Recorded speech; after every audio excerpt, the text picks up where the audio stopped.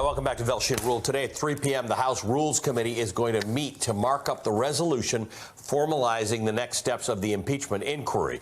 Now, in a markup, the committee reads the text of the resolution, and then individual members can offer debate and potentially add amendments. Committees don't change the text of the resolution, but rather they vote on amendments to recommend the House adopt it when it considers the resolution on the floor. These amendments can include, in some cases, a complete substitute for the resolution's text. Today's markup will conclude when the committee agrees by majority vote to send the resolution to be voted on the House floor, and that happens tomorrow. Joining us now, Democratic Congresswoman from California and member of the Rules and Appropriations Committees, Norma Torres. Thank you for joining us this afternoon. You serve on the House Rules Committee. You're meeting today at 3 o'clock. You're going to be marking up this impeachment resolution. Tell us about it and what's going to happen in the next 24 hours. Absolutely. First of all, thank you for the opportunity to come before you and speak about this very important hearing today at 3 o'clock on the Rules Committee. Today, we will continue the process that we have began. First of all, the first step was to take testimony in a classified setting. We are now moving forward to an open setting. We know that our constituents are eager to hear, to know, and understand what has been happening, what have these witnesses said, and all of that information will be disclosed through transcripts that will be provided to the general public. So the resolution today lays out how we will continue this investigation in an open setting.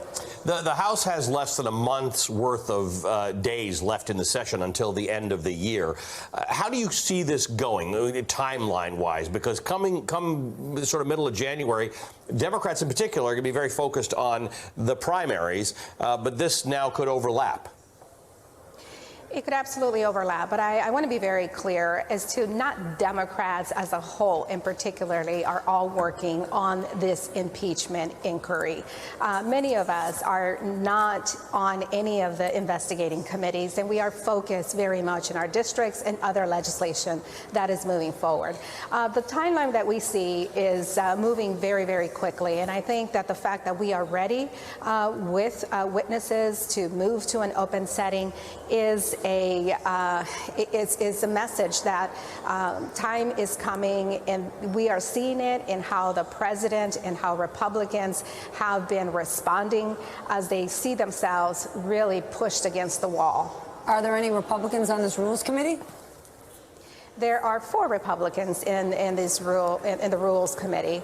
They have an opportunity, an equal opportunity as every other member of the Rules Committee to participate, ask questions, and also submit any amendment that they want.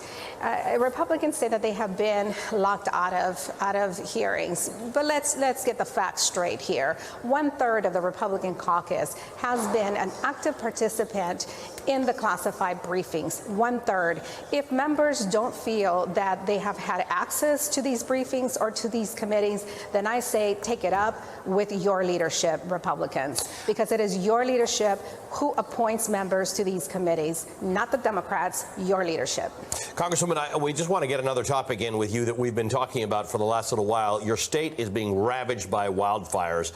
Stephanie described the other day that since 1970, wildfire season in California is 105 days longer than it was back then, and there are 3 times as many large fires. What are your thoughts on this?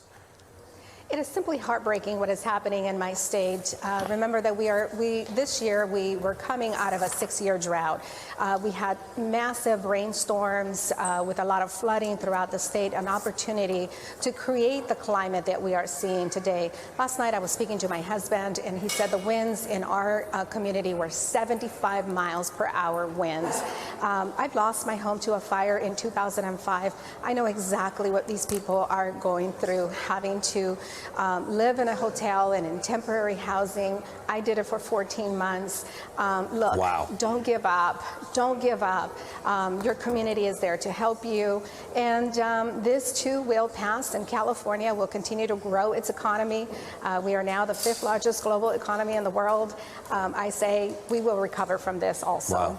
You had to move out of your house and live somewhere else for 14 months because of a wildfire. I'm sorry for that, and I'm sorry for what your fellow Californians are going to. We'll continue to cover it. Thank you for joining us today, Congresswoman Norma Torres. Thanks for the opportunity. She is from California's 35th district and a member of the House Appropriations Committee.